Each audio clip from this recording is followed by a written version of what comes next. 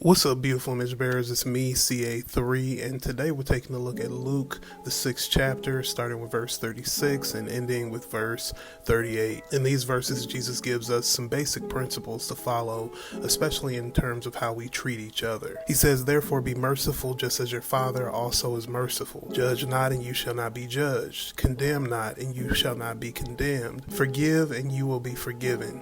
Give, and it will be given to you. Good measure, pressed down, shaken together, and running over will be put into your bosom. For with the same measure that you use, it will be measured back to you." So Jesus starts off with this idea of mercy. And in the kingdom of Jesus, we have a pattern for the way that we should give mercy to others. We should be merciful to others the way God has been merciful to us.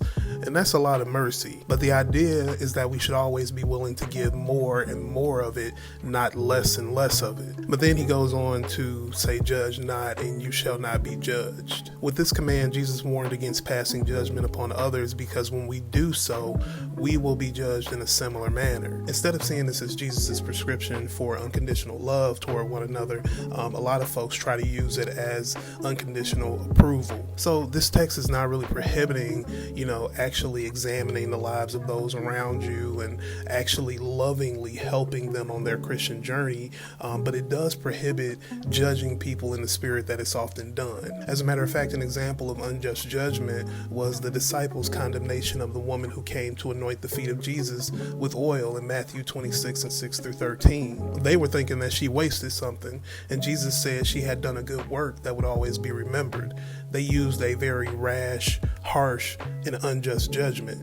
So to make it a little bit more plain, how do we judge the wrong way today? Well, we break this command when we think the worst of others. We break this command when we only speak to others of their faults. We break this command when we judge an entire life only by its worst moments. We break this command when we judge the hidden motives of others. We break this command when we judge others without considering ourselves in their same circumstances. And we also break this command when we judge others without being mindful that we ourselves will be judged. Basically, we break this command every time we treat others in ways that ultimately, if it was put back on us, we'd feel like we were being done wrong. And so Jesus says not to condemn, but to forgive. He expands this idea beyond simply judging others. He also told us to condemn not and to freely forgive. And so he goes into this phrasing that a lot of us have used over the years and probably know pretty well. He says, "Give, and it will be given to you. Good measure, pressed down, shaken together, and running over." And so Jesus was encouraging the freedom to give without fearing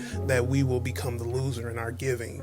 He wanted to set us free from the fear of giving too much. Because again, the entire theme here is how we love and treat one another. And so what Jesus says here is true and has been tested when it comes to generosity with material resources especially. I've always heard it put like this: you can't beat God's giving. You can't outgive God. He will return more to you in one way or another, more than you give to him. Yet this application is not just for material resources. It also concerns how we give love, how we bless others, how we forgive others. We are never the loser when we give those things after the pattern of God's generosity. So I know a lot of times the focus tends to be money when this is used, but it's really all back to that theme of loving others so much that we give without regret. We give without ever wondering or caring if we're going to get back what we gave out. And so this phrase, "put into your bosom," it actually has a lot of historical and cultural context. The Jewish people of Jesus' day wore this long, loose robe that went down to their feet, and around their waist they had a girdle. And so the robe could be pulled up so that the bosom or chest area of the robe above the girdle formed kind of like a pocket in which things could be carried. So it's a very literal picture that Jesus uses with the audience of that day, so that they can really get this idea. By being a blessing to others and loving people with an amazing amount of generosity, ultimately will always bring good things back to you. They should not be selfish. They should not be closed-fisted or even have closed-off hearts. Because by being willing to give both the intangible and the tangible things, they would ultimately receive that blessing in return. So it's not pointless. And so Jesus says, with the measure you use, it'll be measured back to you. And this is the principle upon which Jesus built the command, "Judge not, that you be not judged." God will measure unto us according to the same measure